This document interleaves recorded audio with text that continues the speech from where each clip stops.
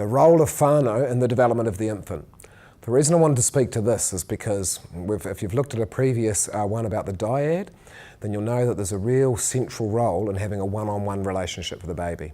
So what does that mean for baby's dad? Is he not important because it's the one-on-one role? Does that mean paua and taua aren't important? No, it doesn't. The baby has a huge advantage if they have additional people loving them in their life, additional people as well as that main person. A common misperception people have is that, Māori don't have one caregiver, the whole whānau looks after the baby. And that's really an oversimplification. And basically, whānau do have a dyad, they just have more other roles involved. What that means in simple language is that if, say, taua and paua and mum and dad are raising the baby, there will always be one of them that is the main caregiver.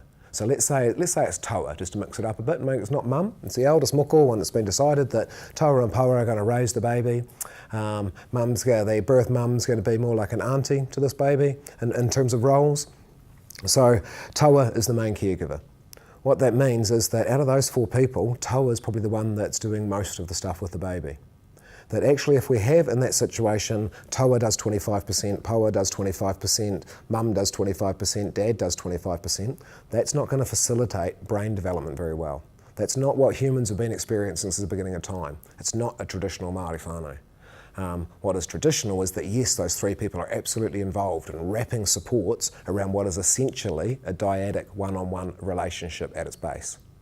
Yes, it takes a whole whānau, it takes a whole village to raise the child, but no culture in the world's ever interpreted that as meaning that mum gives birth to the baby, hands it out the village, out the tent and goes, there you go village, raise my baby. It's always meant that the village wraps supports around what is essentially a one-on-one relationship for the first 18 months.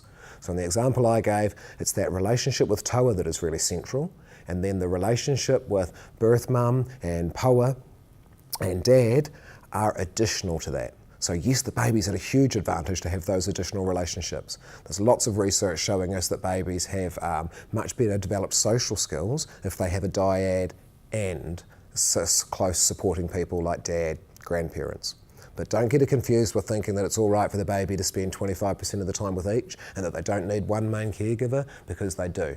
So whānau and the role in looking after infants is hugely important, hugely beneficial, but it is in addition to the one-on-one relationship, not instead of.